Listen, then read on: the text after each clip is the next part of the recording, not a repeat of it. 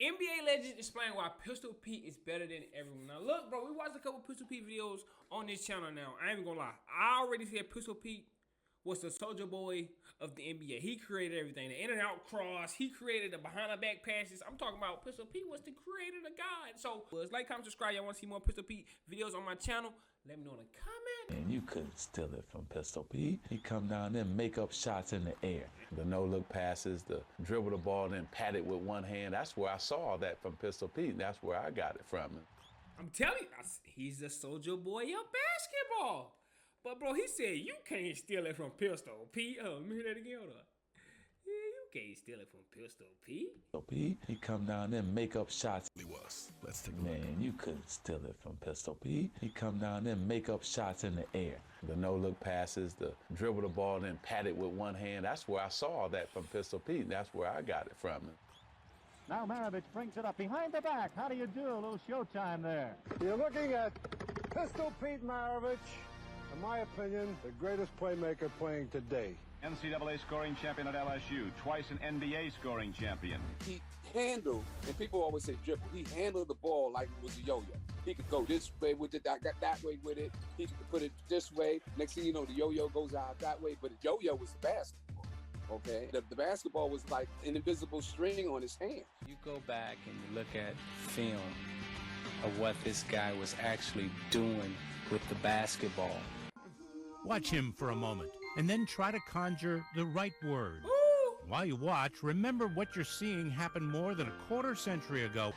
That ball looks like a crazy. part of his hand. And I said, he must spend a lot of time dribbling and dribbling. How many hours a day would you spend with a basketball bouncing and shooting and say when you're 12 years old? When I was 12, Don, during the summer months, about 8 hours a day, between 8.5, and during the winter months, about 4 hours a day. And the things that he did. Getting that work in. I'm talking about 8 hours a day? Dribble the ball, yeah. He practiced though. Nothing that he did was so much spontaneous. It was because he had done these things over and over again in practice. And he got 68 on us, as you know, when I was with the Knicks. And I used to tell Clyde and Butch Beard that he only got 6 on me. Watching basketball history for Pete Maravich tonight. Here's a basket for him if he can convert. That in and out cross in this game was insane. He hit somebody with in and out cross in this game. 68 for Maravich. And a steal. Look at him fight for this ball. The Pistols do Ooh. the ball. A great ball game.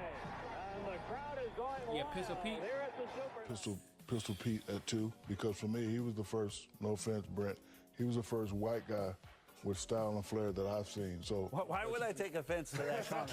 Because you're a white guy.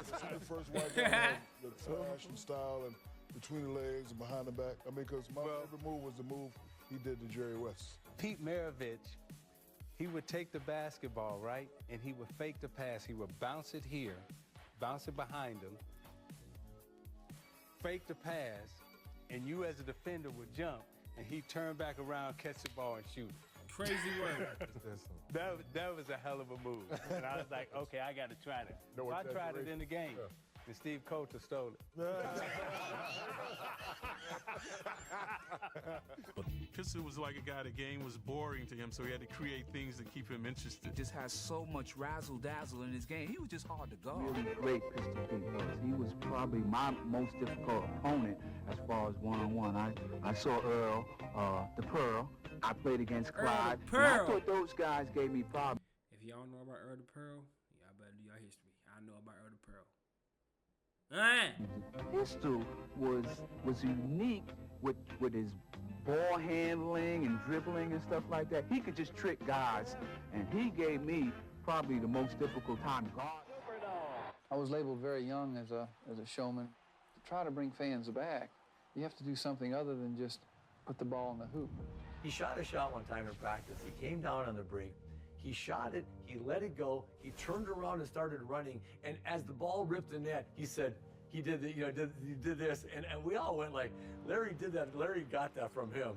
And he would do stuff like that. I was like, man, how good is that guy? He shoots the ball, turns around and he runs it. As it's ripping the net, he just does that. Then we played That's horse. fire. And he had some shots where he'd jump out of bounds. He had shots I never thought of ever shooting shots. Outside the line, jump in with 2 feet. This is a trick shot now. Come in the line, Off the backboard. Spin on. There you go, Bubbles. He's got a lot of tricks. And do y'all think they should bring back the horse game?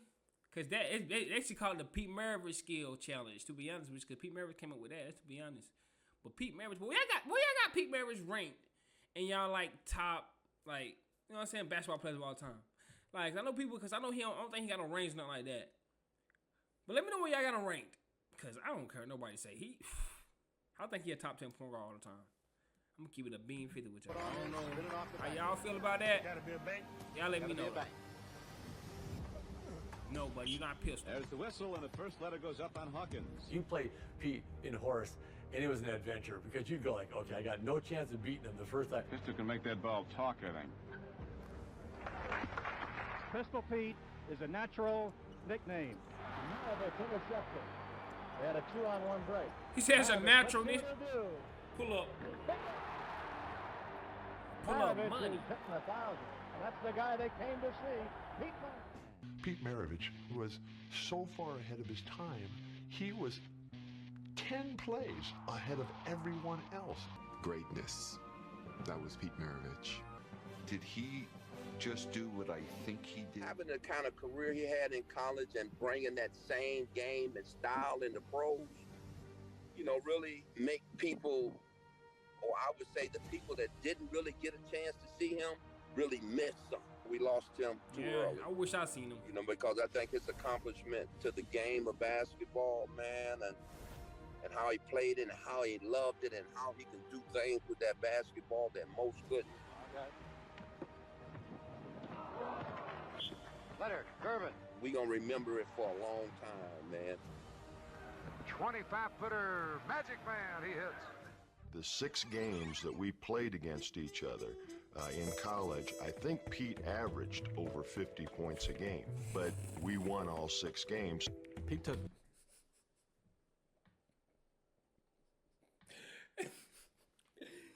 Averaging 50 points as a point guard is crazy. Losing pretty bad.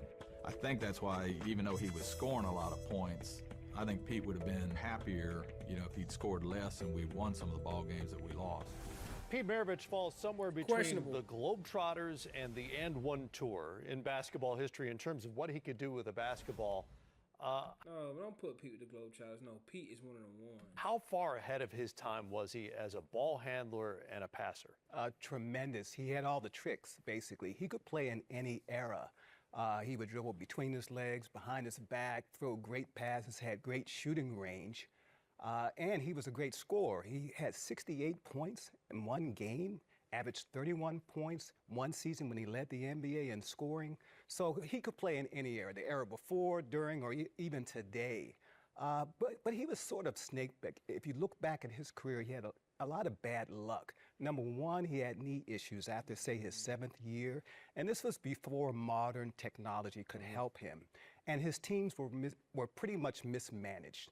And then his last year, he played for the Boston Celtics. Keep it 100 with y'all, bro. Pete Maravich, bro, he wasn't the best of all time. I'll keep it 100, bro. But it's kind of hard to put him in one of the top point guards of all time category because he ain't really got no championships or MVPs. But, bro, he's a pioneer. He's the GOAT.